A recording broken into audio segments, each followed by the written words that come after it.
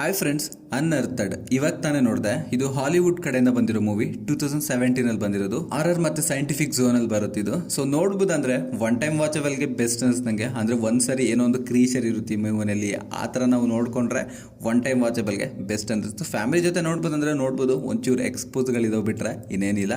So ನಿಮಗೆ ಎಲ್ಲಿಂದ ನೋಡೋದಂದ್ರೆ YouTube ಕೆಳಗಡೆ ಲಿಂಕ್ ಹಾಕಿರ್ತೀನಿ, ಅದ್ರ ಮೇಲೆ ಹೋದ್ರಿ ಡೈರೆಕ್ಟಾಗಿ ನಾವು ಯೂಟ್ಯೂಬಲ್ಲೇ ಈ ಮೂವಿನ ನೋಡ್ಬೋದು. ಈ ಮೂವಿ ಬೇಸಿಕ್ ಸ್ಟೋರಿ ಏನಂದ್ರೆ, ಒಂದು ಊರಲ್ಲಿ ಒಂದು ಕ್ರೀಚರ್ ಇರುತ್ತೆ. ಆ ಕ್ರೀಚರ್ ಎಲ್ಲಾರನ್ನು ಸಾಯಿಸ್ಕೊಂಡು ಬರ್ತಾ ಇರುತ್ತೆ. ಸೊ ಅದು ಜನರಿಗೆಲ್ಲ ಗೊತ್ತಾಗ್ಬಿಡುತ್ತೆ. ಗೊತ್ತಾದ್ಮೇಲೆ ಅವ್ರು ನೆಕ್ಸ್ಟ್ ಏನು ಸ್ಟೆಪ್ ತಗೊಂಡ್ರು ಅನ್ನೋದೇ ಬೇಸಿಕ್ ಪಾಯಿಂಟ್. ಅಂದ್ರೆ ಈ ಕ್ರೀಚರ್ನ ಹೋಗ್ಬಿಟ್ಟು ಸಾಯಿಸಿದ್ರ, ಇಲ್ಲಾಂದ್ರೆ ಹತ್ರ ಇವ್ರು ಸತ್ತೋದ್ರ, ಏನಾಯ್ತು ಅನ್ನೋದೇ ಬೇಸಿಕ್ ಪಾಯಿಂಟ್. ನಾನು ಹೆವಿ ಸ್ಪಾಯ್ಲರ್ ಮಾಡಲ್ಲ, ನೀವು ಮೂವಿ ನೋಡ್ರಿ, ಇಂಟ್ರೆಸ್ಟಿಂಗ್ ಆಗಿರುತ್ತೆ. ಫ್ರೀ ಆಗಿದೆಯಲ್ವಾ, ನೋಡ್ರಿ. ನಂಗೆ ಈ ಮೂವಿನಲ್ಲಿ ಪ್ಲಸ್ ಪಾಯಿಂಟ್ ಅನ್ಸಿದ್ದೇನೆಂದ್ರೆ, ಈ ಕ್ರೀಚರ್ ಸ್ಟಾರ್ಟಿಂಗ್ ಅಲ್ಲಿ ಒಬ್ಬನ ಕಾರ್ ರಿಪೇರಿ ಮಾಡ್ತಿದ್ರೆ ಎಳ್ಕೊಂಡು ಹೋಗ್ಬಿಡುತ್ತೆ. ಅದು ನನಗೆ ಭಾರಿ ಇಷ್ಟ ಆಯಿತು.